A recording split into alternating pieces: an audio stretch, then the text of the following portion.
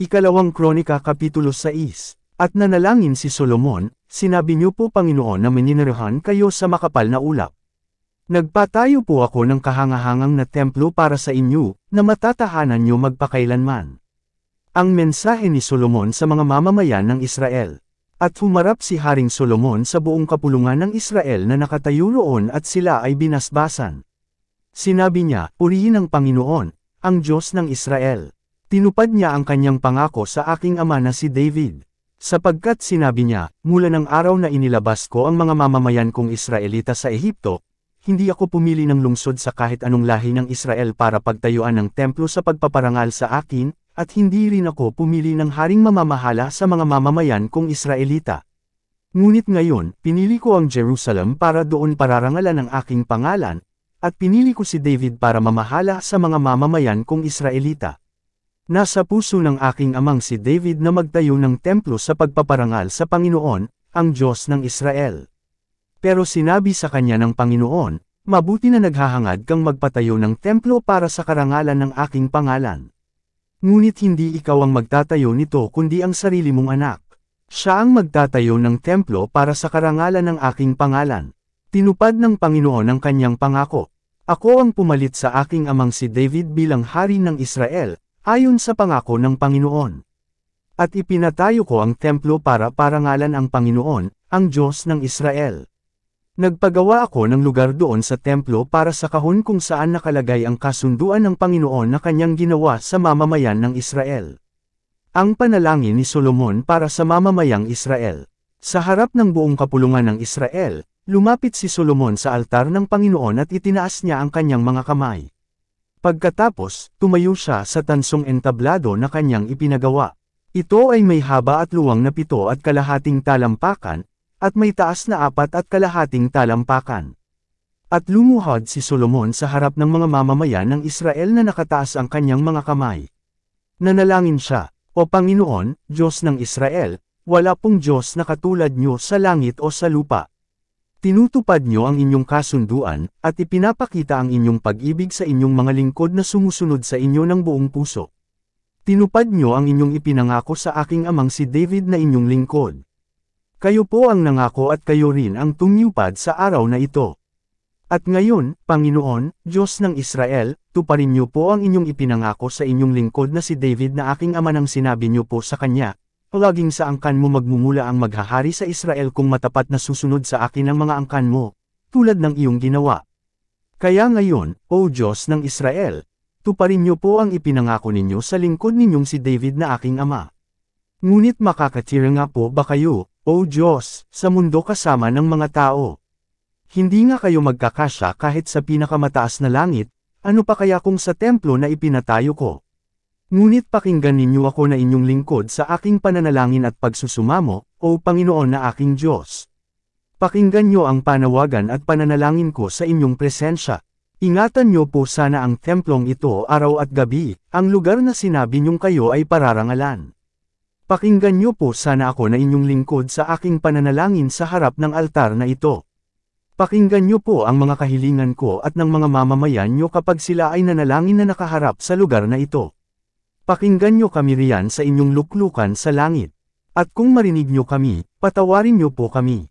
Kung ang isang tao ay pinagbintangang nagkasala sa kanyang kapwa, at pinapante siya sa inyong altar sa templo na ito para sumumpa na inosente siya, dinggin niyo po ito riyan sa langit at hatulan ang inyong mga lingkod ang nagbintang at ang pinagbintangan.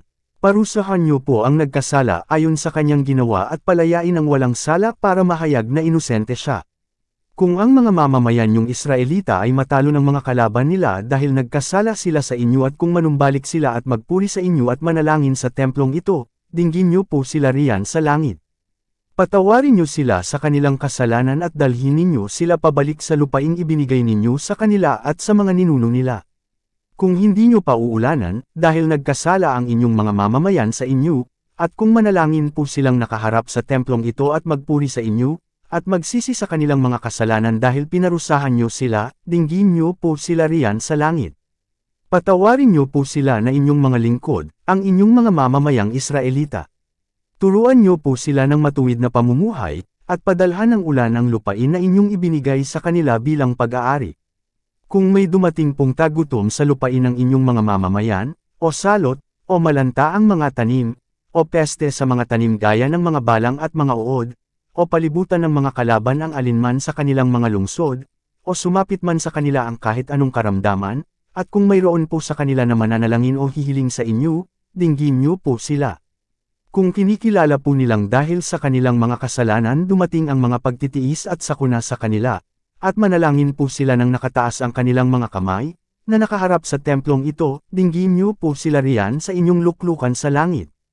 Patawarin niyo po sila at gawin sa bawat isa ang nararapat sa kanilang mga ginawa, dahil alam niyo po ang bawat puso nila. Tunay na tanging kayo lamang po ang nakakaalam ng puso ng lahat ng tao. Gawin niyo po ito para gumalang sila sa inyo at sumunod sa inyong pamamaraan habang nakatira sila sa lupaing ibinigay niyo sa aming mga ninuno. Kung ang mga dayuhan na nakatira sa malayong lugar ay makarinig ng inyong kadakilaan at kapangyarihan, at pumunta sila rito para sumamba sa inyo at manalangin na nakaharap sa templong ito, dinggin niyo po sila riyan sa inyong luklukan sa langit. At gawin ang kahit anong hinihiling nila, para ang lahat po ng tao sa mundo ay makakilala sa inyo at gumalang po sa inyo gaya ng inyong mga mamamayang Israelita. At para malaman po nilang pinaparangalan kayo sa templo na aking ipinatayo. Kung ang inyo pong mamamayan ay makikipaglaban ayon sa inyong utos, at kung mananalangin po sila sa inyo na nakaharap sa lungsod na ito na pinili nyo at sa templo na aking ipinatayo para sa karangalan ng inyong pangalan, dinggin nyo po ang kanilang mga dalangin at mga kahilingan dyan sa langit, at bigyan sila ng tagumpay. Kung magkasala sila sa inyo dahil wala kahit isa man na hindi nagkakasala at sa inyong galit ay ipinatalo nyo sila sa kanilang mga kalaban at banihag at dinala sila sa malayo o sa malapit na lugar, at kung sa huli ay magbago ang kanilang mga puso roon, at magsisi at magmakaawa po sa inyo na nagsasabi, nagkasala kami, at napakasama ng aming mga ginawa, dinggin niyo po ang kanilang dalangin. Kung babalik po sila sa inyo ng buong puso at isipan, doon sa lugar na pinagbihagan sa kanila, at manalangin po sila na nakaharap sa lupaing ito na ibinigay niyo sa kanilang mga ninuno, sa lungsod na ito na pinili po ninyo, at sa templong aking ipinatayo para sa karangalan ng inyong pangalan, dinggin niyo po ang kanilang mga dalangin at mga kahilingan dyan sa inyong luklukan sa langit, at bigyan sila ng tagumpay. Patawarin niyo po sila sa kanilang mga kasalanan laban sa inyo. O aking Diyos, sagutin niyo po sana ang mga dalangin na ginawa sa lugar na ito. Ngayon, Panginoong Diyos, pumunta na po kayo sa templo niyo kasama ng kahon ng kasunduan na simbolo ng inyong kapangyarihan. Sana ay lagi pong magtagumpay ang inyong mga pari at magsaya ang mga mamamayan ninyo sa inyong kabutihan. O Panginoong Diyos, huwag niyo pong itakwil ang pinili niyong hari. Alalahanin niyo po ang inyong ipinangako kay David na inyong lingkod na iibigin siyang lubos. Ikalawang Kronika Kapitulo 7, Ang pagtatalaga ng templo. Nang matapos ni Solomon ang kanyang panalangin, may apoy na bumaba mula sa langit at tinupok ang handog na sinusunog at ang iba pang mga handog, at nabalot ng makapangyarihang presensya ng Panginoon ang templo. Hindi makapasok ang mga pari sa templo ng Panginoon dahil ang makapangyarihang presensya ng Panginoon ay bumalot sa templo. Nang makita ng lahat ng mga Israelita ang apoy na bumaba at ang makapangyarihang presensya ng Panginoon sa ibabaw ng templo, lumuhad sila at sumamba sa Panginoon na may pasasalamat. Sinabi nila, ang Panginoon ay mabuti, ang pag-ibig niya ay walang hanggan. Pagkatapos, naghandog sa Panginoon si Haring Solomon at ang lahat ng mamamayan. Naghandog sila ng 22,000 baka at 120,000 tupa at kambing. Sa ganitong paraan itinalaga ng hari at ng mga mamamayan ang templo ng Panginoon. Humwesto ang mga pari sa templo, at ganoon din ang mga Levita na umaawit, ang pag-ibig niya ay walang hanggan. Tinutugtog nila ang awit gamit ang mga instrumento na ipinagawa ni Haring David sa pagpupuri sa Diyos. Sa harap ng mga Levita, ang mga pari ay nagpapatunog din ng mga trompeta nila habang nakatayo ang lahat ng mga Israelita. Itinalaga ni Solomon ang bakuran sa harap ng templo ng Panginoon para roon mag-alay ng mga handog na sinusunog, mga handog bilang pagpaparangal sa Panginoon, at mga taba bilang handog para sa mabuting relasyon. Dahil ang tansong altar na ipinagawa niya ay hindi kakasya para sa mga handog na ito. Nagdiwang pa si Solomon at ang lahat ng mga Israelita ng pista ng pagtatayo ng mga kubol ng 7 araw. Napakarami ng mga mamamayan na nagtipon mula sa Libo Hamat sa gawing hilaga hanggang sa lambak ng Ehipto sa gawing timog. Nang ika-8 araw, ginanap nila ang huling pagtitipon, dahil ipinagdiwang nila ang pagtatalaga ng altar at ng buong templo ng ika-7 araw at ng pista ng pagtatayo ng mga kubol ng ika-7 araw. Kinabukasan, na siyang ika-23 araw ng ika-7 buwan, pinauwi ni Solomon ang mga tao.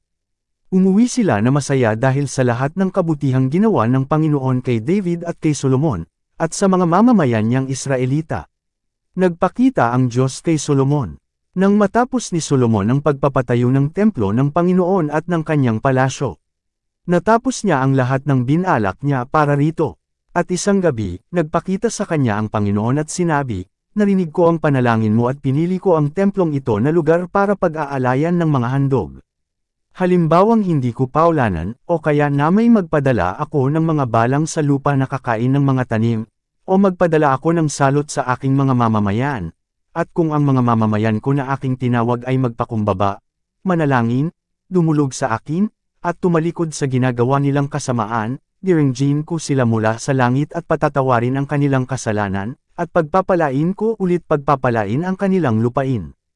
Papansinin ko sila at pakikinggan ang kanilang mga panalangin sa lugar na ito, dahil ang templong ito ay pinili kong isang lugar kung saan pararangalan ako magpakailanman. Iingatan ko ito at laging aalagaan. At ikaw, kung mamumuhay ka sa aking harapan gaya ng iyong amang si David, at kung gagawin mo ang lahat ng ipinapagawa ko sa iyo at tutuparin ang aking mga tuntunin at mga utos, paghahariin ko ang iyong mga angkan magpakailanman. Ipinangako ko ito sa iyong amang si David nang sabihin ko sa kanya, hindi ka mawawalan ng angkan na maghahari sa Israel. Pero kung tatalikod kayo at hindi tutuparin ang aking mga utos at mga tuntunin na ibinigay ko sa inyo, at kung maglilingkod at sasamba kayo sa ibang mga Diyos, palalayasin ko kayo sa lupain na ibinigay ko sa inyo, at itatakwil ko ang templong ito na pinili kong lugar para sa karangalan ng aking pangalan. At ito ay kukutsain, at pagtatawanan ng lahat ng tao. At kahit maganda at tanyag ang templong ito, jijibihin ko ito. Magugulat at magtataka ang lahat ng daraan dito at magsasabi, bakit ginawa ito ng Panginoon sa lupain at sa templong ito? Sisigot ang iba, dahil itinakwil nila ang Panginoon, ang Diyos ng kanilang mga ninuno, na naglabas sa kanila sa Ehipto, at naglingkod sila at sumamba sa ibang mga Diyos. Iyan ang dahilan kung bakit pinadalhan sila ng Panginoon ng mga kasamaang ito. Ikalawang Kronika Kapitulo 8, ang iba pang naipatayo ni Solomon. Pagkatapos ng 20 taong pagpapatayo ni Solomon ng templo ng Panginoon at ng kanyang palasyo, muli niyang ipinatayo ang mga bayan na ibinigay sa kanya ni Hiram at pinatirhan sa mga Israelita. Ito rin ang panahong nilusob ni Solomon at inagaw ang Hamat-Zoba. Ipinatayo rin niyang muli ang Tadmor na nasa disyerto at ang mga lungsod sa Hamat na pinaglalagyan ng kanyang mga pangangailangan. Pinatibay niya ang itaas at ilalim na bahagi ng Beth-horon. Pinaligiran niya ito ng mga pader at pinalagyan ng pintuan na may mga kandado. Ganito rin ang ginawa niya sa Balat at sa iba pang mga lungsod na lagayan ng kanyang mga pangangailangan, mga karwahe at mga kabayo. Ipinatayo niya ang lahat ng gusto niyang ipatayo sa Jerusalem, Lebanon at sa lahat ng lupaing sakop niya. May mga tao pang naiwan sa Israel na hindi mga Israelita.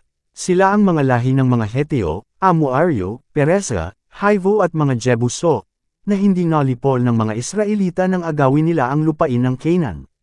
Ginawa silang alipin ni Solomon at pinilit na gumawa, at nanatili silang alipin hanggang ngayon. Pero hindi ginawang alipin ni Solomon ang sinumang Israelita. Sa halip, ginawa niya itong kanyang mga sundalo, mga kapitan ng kanyang mga sundalo at mga commander ng kanyang mga mangangarwahe at mga mangangabayo. Ang 250 sa kanila ay ginawa ni Solomon na mga opisyal na namamahala ng mga gumagawa sa kanyang mga proyekto. Nang matapos na ang palasyo na ipinagawa ni Solomon para sa kanyang asawa na anak ng Faraon, inilipat niya ang kanyang asawa roon mula sa lungsod ni David. Sapagkat sinabi niya, hindi pwedeng tumira ang asawa ko sa palasyo ni Haring David, dahil banal ang lugar na iyon dahil naroon dati ang kahon ng Panginoon. Pagkatapos, naghandog si Solomon ng mga handog na sinusunog para sa Panginoon sa altar na kanyang ipinatayo sa harapan ng balkonahe ng templo.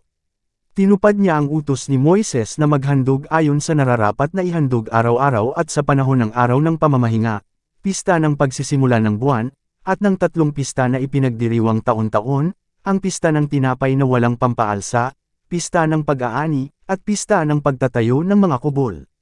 At ayon sa tuntunin ng ama niyang si David, pinagbukod-bukod niya ang mga pari at mga Levita para sa kanilang mga gawain. Ang mga Levita ang nangunguna sa mga tao sa pagpupuri sa Diyos at sila ang tumutulong sa mga pari sa kanilang gawain sa templo araw-araw. Ibinukod din niya ang mga gwardya ng bawat pintuan sa templo, dahil ito ang utos ni David na lingkod ng Diyos. Sinunod ni Solomon ang lahat ng utos ni Haring David tungkol sa mga pari at mga Levita at sa mga bodega. Natapos ang lahat ng ipinagawa ni Solomon sa templo, mula sa paglalagay ng pundasyon nito hanggang sa matapos ito. Pagkatapos, pumunta si Solomon sa Ezion-Geber at Elet, sa baybayin ng dagat na pula, sa lupain ng Edom. Pinadalhan siya ni Hiram ng mga barko na pinamahalaan ng sarili niyang mga opisyal na mahuhusay na mandaragat. Naglakbay sila kasama ng mga tauhan ni Solomon papuntang Ophir. At sa pagbalik nila, may dala silang mga 16 na toneladang ginto, at dinala nila ito kay Haring Solomon.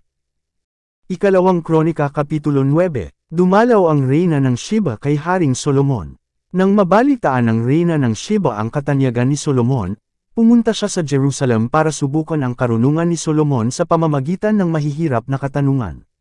Dumating siya sa kasama ang marami niyang tauhan, at may dala siyang mga kamelyo na kargado ng mga regalo na mga pampalasa, napakaraming ginto at mamahaling mga bato. Nang makita niya si Solomon, itinanong niya rito ang lahat ng nasa kanyang isipan. Sinagot ni Solomon ang lahat niyang mga katanungan at walang anumang bagay ang hindi niya naipaliwanag sa kanya. Nang mapatunayan ng reyna ng Sheba ang karunungan ni Solomon, at nang makita niya ang ganda ng palasyo na kanyang ipinatayo, lubos siyang namangha.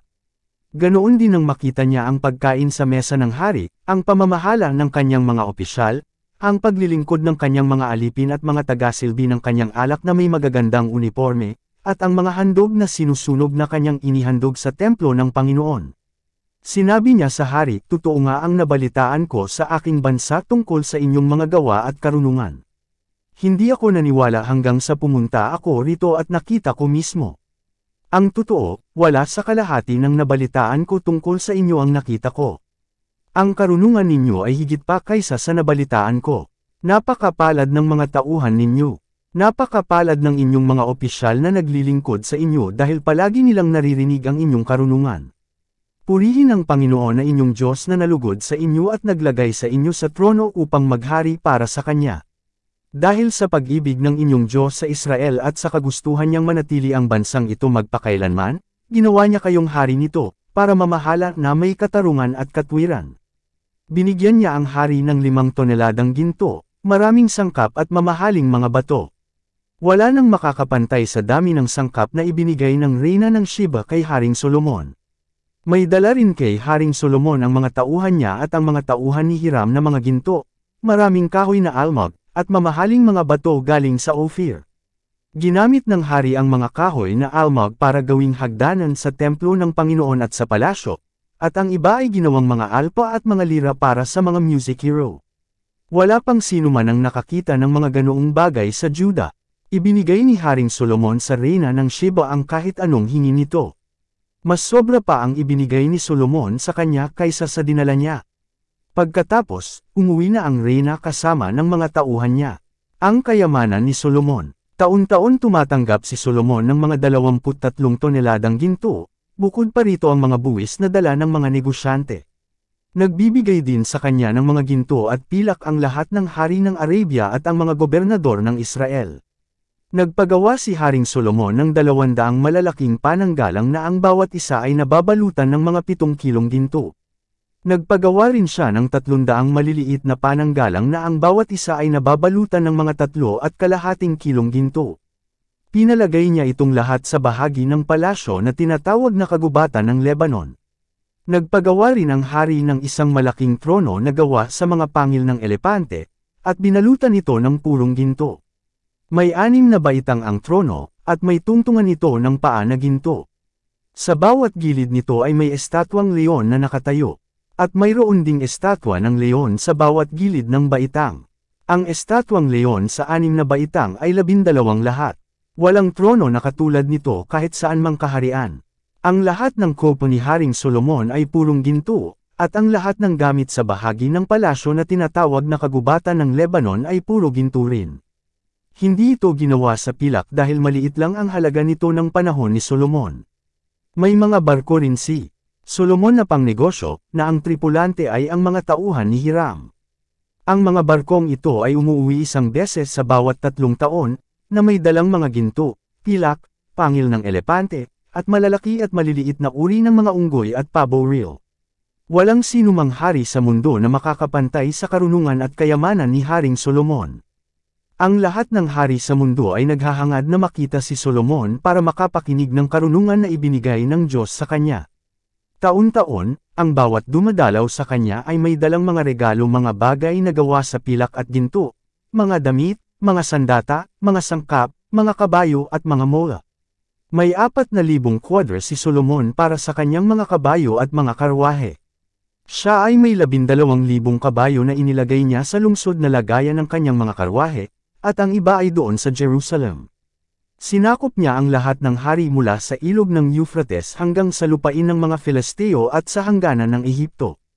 Noong panahon na siya ang hari, ang pilak sa Jerusalem ay gaya lang ng ordinaryong mga bato, at ang kahoy na sidro ay kasendami ng mga ordinaryong kahoy na sikumoro sa mga kaburulan sa kanluran. Ang mga kabayo ni Solomon ay nagmula sa Ehipto at sa iba pang mga bansa. Ang pagkamatay ni Solomon. Ang iba pang salaysay tungkol sa paghahari ni Solomon, mula sa simula hanggang sa katapusan ay nakasulat sa aklat ni Propeta Nathan, sa mga mensahe ni Ahia na taga Shiloh, at sa mga pangitain ni Iddo na propeta, na nagsasabi rin tungkol sa paghahari ni Jeroboam na anak ni Nebat. Sa Jerusalem nakatira si Solomon habang naghahari siya sa buong Israel sa loob ng 40 taon. Nang mamatay siya, inilibing siya sa lungsod ng ama niyang si David. At ang anak niyang si Rehoboam ang pumalit sa kanya bilang hari. Ikalawang Kronika Kapitulo 10. Nagrebelde ang Israel kay Rehoboam. Pumunta si Rehoboam sa Shechem, kung saan nagtipon ang lahat ng mga Israelita para hirangin siya na hari. Nang mabalitaan ito ni Jeroboam na anak ni Nebat, bumalik siya sa Israel. Sapagkat sa panahong ito, doon siya nakatira sa Ehipto, kung saan tumakas siya kay Haring Solomon. Ipinatawag ng mga Israelita si Jeroboam, at pumunta sila kay Rehoboam at sinabi, "Mabigat ang mga ipinapatupad ng inyong ama sa amin. Pero kung pagagaanan niyo ito, paglilingkuran namin kayo." Sumagot si Rehoboam, "Bigyan niyo muna ako ng 3 araw para pag-isipan ito, pagkatapos, bumalik kayo sa akin." Kaya umuwi ang mga tao. Nakipagkita agad si Haring Rehoboam sa mga tagapamahala na naglilingkod sa ama niyang si Solomon nang nabubuhay pa ito. Nagtanong si Rehoboam sa kanila, "Ano ba ang maipapayo ninyo na isasagot ko sa hinihiling ng mga taong iyon?" Sumagot sila, "Kung ipapakita niyo ang inyong kabutihan sa kanila, at ibibigay sa kanila ang kanilang kahilingan, maglilingkod sila sa inyo magpakailanman." Pero hindi sinunod ni Rehoboam ang kanilang payo. Sa halip, nakipagkita siya sa mga kababata niya na naglilingkod sa kanya. Nagtanong siya sa kanila, "Ano ba ang maipapayo niyo na isasagot ko sa kahilingan ng mga taong iyon?" Humihiling sila sa akin na pagaanan ko ang mabigat na mga ipinapatupad ng aking ama sa kanila. Sumagot ang mga binata, "Ito ang isagat mo sa mga taong iyon na humihiling sa iyo, ang aking kalingkingan ay mas malaki pa sa baywang ng aking ama. Ang ibig kong sabihin mas mabigat pa ang ipapatupad ko sa inyo kaysa sa ipinapatupad ng aking ama. Kung pinalo kayo ng aking ama ng latigo, papaluan ko kayo ng latigong may matalim na mga bakal." Pagkalipas ng 3 araw, bumalik si Jeroboam at ang mga tao kay Haring Rehoboam, ayon sa sinabi ng hari sa kanila. Pero hindi tinupad ni Rehoboam ang ipinayo ng mga tagapamahala. Sa halip, pinagsalitaan niya ng masasakit ang mga tao ayon sa ipinayo ng mga binata. Sinabi niya sa kanila, "Mabigat ang ipinapatupad ng aking ama sa inyo, pero mas mabigat pa ang ipapatupad ko sa inyo. Kung pinalo kayo ng aking ama ng latigo, papaluan ko kayo ng latigong may matalim na mga bakal." Kaya hindi nakinig ang hari sa mga tao, ito ay niloob ng Diyos para matupad ang kanyang sinabi kay Jeroboam na anak ni Nebat sa pamamagitan ni Ahia na taga Shiloh. Nang malaman ng mga Israelita na hindi sila pinakinggan ng hari, sinabi nila sa hari, "Hindi kami bahagi ng lahi ni David. Bahala ka na sa iyong kaharian." Halika kayo mga Israelita, umuwi na tayo. Kaya umuwi ang lahat ng mga Israelita. Ang mga Israelita lang na nakatira sa mga bayan ng Juda ang pinamahalaan ni Rehoboam. Ngayon, pinapunta ni Haring Rehoboam sa mga Israelita si Adoram, ang tagapamahala ng mga tao na pinagtatrabaho ng sapilitan, para makipag-ayos sa kanila. Pero binato siya ng mga Israelita hanggang sa mamatay. Nagmamadaling sumakay si Rehoboam sa kanyang karwahe at tumakas papunta sa Jerusalem. Hanggang ngayon, nagre-rebelde ang mga Israelita sa mga angkan ni David.